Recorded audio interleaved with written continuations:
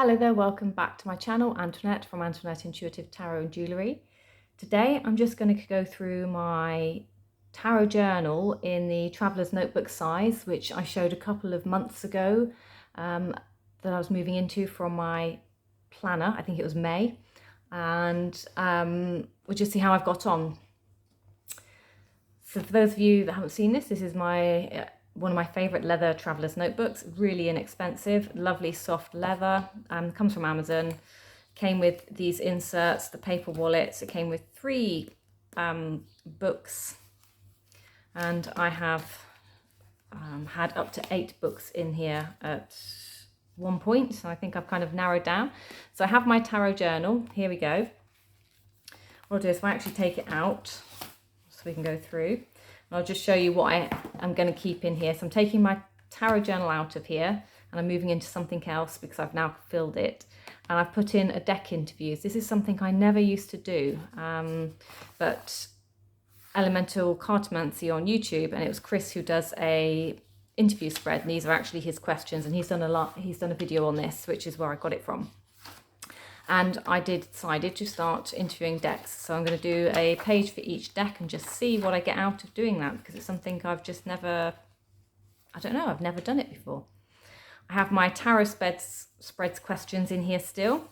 So, you know, the different types, different card numbers, pages, pictures, 3 cards, 2 cards, 1 cards, inspiration. That's that one, is it? That's everything in there. Questions to ask the cards for like daily journal prompts if I need to. So I have that. I have my kind of spiritual development journey and my old Planet Perfectly lifestyle that I try to do. And in this one at the back, I have the books. You can see it's really getting filled in now. The books that I've read since December, podcasts and YouTube channels and chats that I like to go to, actually that I spend all of my life doing if I'm not at work, films that I've watched, TV series and box sets. So this is since December, and I don't think that's too bad. It's not that full because literally this is the only TV I've watched in between being here on YouTube and trying to catch up on things, lives and everything else. So we still have all that in there, and then I have my psychic development stuff at the back. So that is my lovely little traveler's notebook. Here is my journal, because that's what you're actually here for. I might just put the light on actually. See if that makes a bit better. It's been a really miserable day here, so I apologise. So it's just a doodle. I haven't done anything fancy with this. As you can see, I started it in May. I wasn't sure how much I was going to get from here, and it turned out I got June in as well. So I've just doodled June onto the bottom. Nothing fancy. This you've all seen before, so just my word of the year. My page for May with the decks that I use. I actually used quite a few in May. New moon and full moon kind of intentions. And then I used a layout from Dawn at Boho Tarot. This is what she was doing for a little while, and I thought I would try it rather than doing this every day, and she took it down to a couple of days of the week, or every other day basically, and that's exactly what I tried. So a month ahead spread, so I changed up instead of doing a week ahead, month ahead, and then a Monday week ahead spread, a Wednesday check-in about what I want to know, Friday what have I learned or what have I missed, and just basically doodling. I kept it to 4 colours. In my little pack of colours I had black, clearly, blue, red and green fine liners, and that was all I used. I got hold of some stickers. I can't remember the name. It was a page that turned up on Facebook basically. I think it's called Tarot Stickers, literally as simple as that. And it was £19, and I got like loads of sheets of little stickers of the kind of standard RWS imagery in here. Which I used when I used that deck that was related to it. And then as you can see, I just carried on with my doodling and types of readings that I was doing.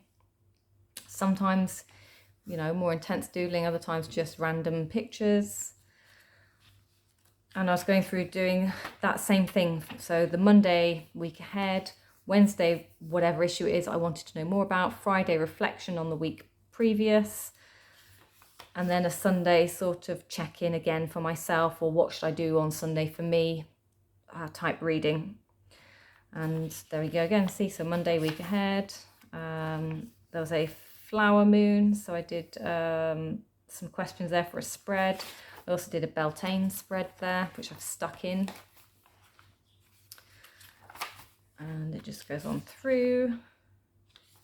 And then we moved into June. I brought a few more pens in different colours, as you can see. And basically what that is I wrote what I thought the week ahead was going to be, and then underneath I wrote a little bit about what actually went on that week, and it was interesting to see when things coincided. And I didn't use as many decks, so I listed some decks, and I've actually crossed out some of the ones I didn't use, which was interesting. And then I used this for June. It got a bit more simple, simplistic, less kind of busy in the doodling, which is interesting. Then I used some colour to highlight the text rather than too much doodling. And then Boho Tarot did a Make It Magical month for June. And this is where I started that month. I left some pages, so I've just gone through. So she did tarot spreads, kind of journaling spreads, intentions, thoughts, like how do you incorporate magical intentions or intentions into your tarot practice? Like what do you do just to get you thinking about things, you know, things about your rituals and what you do, how to make your day magical. And in amongst here, I also have some of the spreads from Ethony. This is the solar eclipse spread that I did. And then there's the new moon for Gemini, again from Ethony. And back to Dawn Michelle. So Dawn Michelle's stuff was all in green and black. And she supplied, basically, she supplied the spreads, the questions, and then the rest is my kind of stuff. And then the Sun Magic spread, which was quite nice as well. The things that she did sort of were very thought-provoking, got you thinking about things I wouldn't normally perhaps even think about or consider. So yeah, so I did that. That was quite nice to do. It wasn't every day, as that was about every other day or every third day. There's a prompt to go with. Now I have another spread from Ethony, so that's the full moon. That's the last journal prompt from the Make It Magical. So I left enough pages magically and carried on with my normal journaling over here. So there we go with Sunday, Monday, Wednesday, Friday, and then Sunday. And my kind of readings or my thoughts about the reading for this Sunday was, you know, touch it, feel it, think it, believe it. That's more about manifesting, how to manifest. So we have week ahead. A question I wanted to know about a job, if I get offered a job. Then we have Friday. This is kind of like a fed up moment, ready to leave and move on. Then Sunday. I think I just dropped cards on this one. I don't think I actually asked a set question. I just dropped cards to see what came out. And it was an oracle card, but two popped out, and then a tarot card. And I wrote what I felt about that. And then here we have Monday. And when more cards fall out, I list them in a group. So like base energy of the deck. Wednesday, how should I use my time today? And basically it all linked down to taking time to connect with myself, clear my mind, you know, some self-love and meditation. And then that's a question I needed to know about something that was going on in my life. So that was my June setup.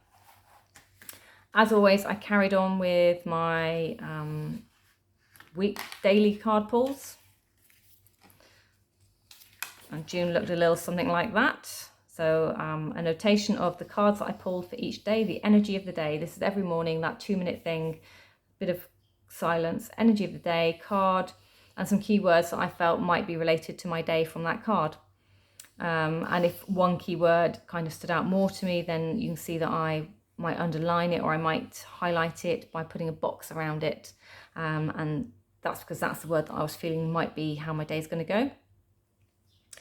and then a little tally up over here to help me keep an eye on what card seems to come up the most. And the idea is that I should be able to tally up these and see if there's a corresponding card to give me the one that comes out the most, you know, across the year. So I should see what I get. And then I've moved into July. So that is my journaling. I do normally use, as many of you know, to get to know a new deck, I normally use my moon diary, this one.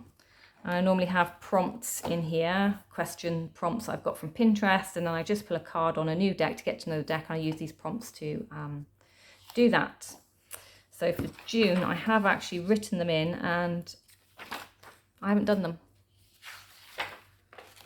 And do you know what? That's okay. I'm not going to get upset with myself about that, but I literally didn't do June. So I pre-planned all the questions and I haven't done them. And I haven't pre-planned July yet either, because I'm just, I think I'm kind of on a bit of a burnout or looking for a holiday or something phase. So I'll see what happens with July. It might just be that I take a break and come back to it in August or September maybe. But at least I can still track my moon phases on here. So that's something I can still do.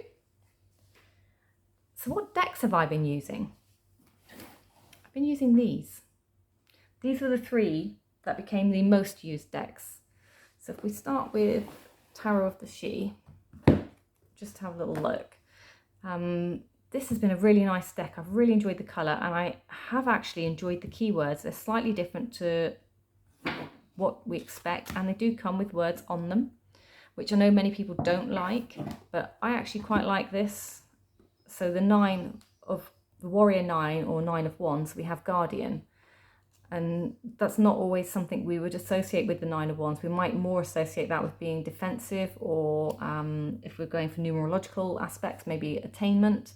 But I quite like the idea of Guardian, you know, with a ring around you, the defensive motion. Perhaps you're asking your fairies, guardians, spirits, ancestors to protect you at this point in time from outside influences. But yeah, I quite like that, and the fact that the wings, you know, wrap around this person to protect them. But if we take a look in the book, just for an example, 8, Warrior 9. So we have protection, preparation, holding ground, which would be more with that defensive mode, tension, anticipation. So you see there are 2 kind of meanings, and then you have little, which we call it ditty. All you who my protection seek, from the bravest to the meek, with circles flame, my wings of gold, and angel's helm I will enfold. So that's the little bit that goes from the book. Here we have with the Dreamer 7, so 7 of Cups, a coward betrays. Dreamer, no, sorry, not Cups. Dreamer would be air. So 7 of air. Normally we associate that with, so betrayal is definitely there, but we've got the word coward as well. So it's something extra in the card to think about with this one. Normally we're thinking about somebody stealing from us, or definitely that kind of mistrust is in there. Dreamer King, gift of judgment. So that would be your king of air, or swords, sorry. You can see I'm starting to like mismatch or mix in all my elements and things there. The Dancer Princess, this is cups. You see the water element. Princess is the page, I do believe. Let me double check, because the system works a bit differently. Yes, Princess is the first one out, so Princess is page. So that's your page. It's because she's on the horse, it kind of confuses me. I always think of a knight being on the horse, but the page is on the horse. There we have the Chariot, which is a really great card. You have like your light and dark, your yin and yang, your inner self, your outer self, you know, that kind of meshing of your worlds to all be in alignment to take you to where you want to go, what you want to manifest, how you want to become, I suppose. Dreamer 9. That's a real Freddy Krueger, Nightmare on Elm Street kind of card, isn't it? So again, that would be your air or swords, 9 of Swords card. Lots of sort of mental conflicts. You can see like the seed of thoughts kind of growing, starting to penetrate the mind.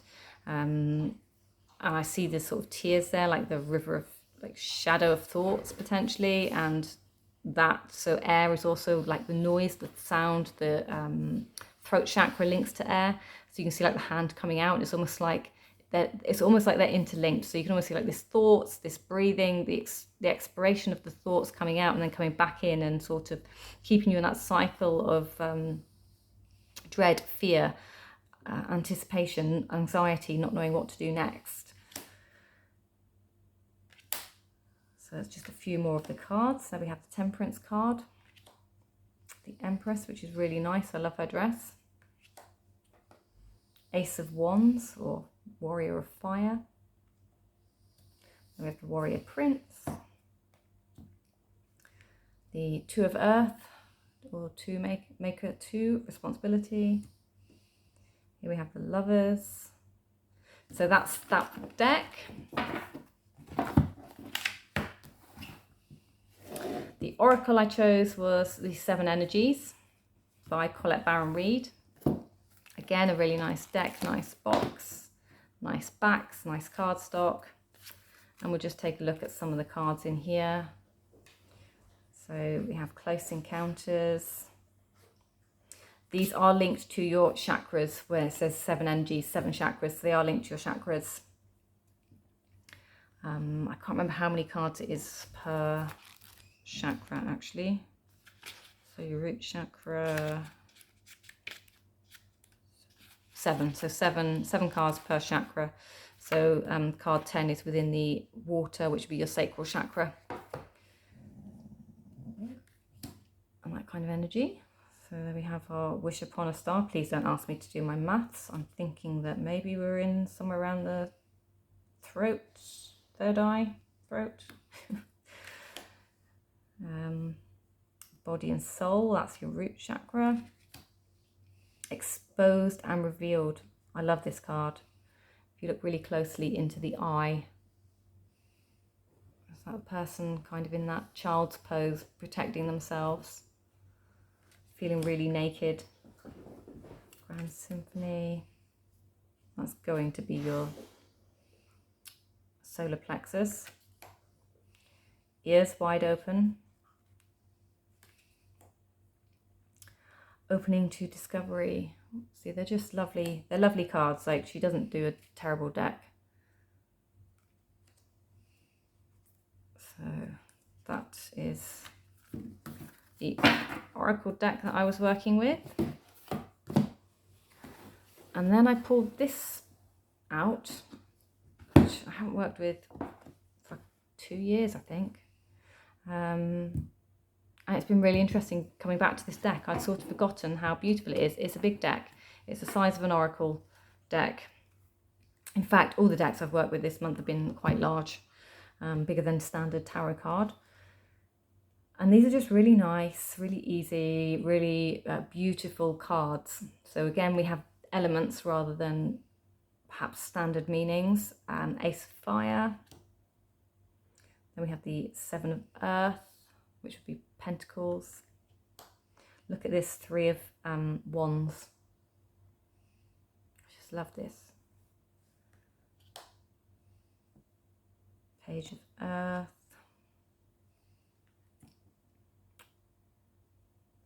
Oh, sorry, Page of Air, wasn't it? Two of Earth. We have the Eight of Water, which would be that one of, you know, moving on. The Messenger of Earth. Ooh, 10 of Earth. 6 of Earth. Messenger of Water. I love that with a little seahorse. I was about to call it a dragonfly. Oh my. It's been a long day. 8 of Fire. With a little panda. I love these lights. Reminds me of like a magical garden. Here we have 6 of Fire. 4 of Fire. Honestly, I have shuffled these. Let's take a turquoise, shall we? 7 of Air. The Call, which would be Judgment, card 20. Patience, card 14, so that would be Temperance. Look at that Hermit, Door and all the keys. So that's been the other deck, which again was Colette Baron Reed's, and that is the Good Tarot. Really nice deck. These are laminated. So yeah, that's my dogs just running out to greet my partner who's just come home. So let me know how are you getting on with your tarot journaling, and look out for my next video, which will be the new journal that I'm moving into, my A5 Stalogy, and I'll also show you a quick look in my grimoire and how it's going. Thank you for joining me. I'll catch you again. Take care. Bye-bye.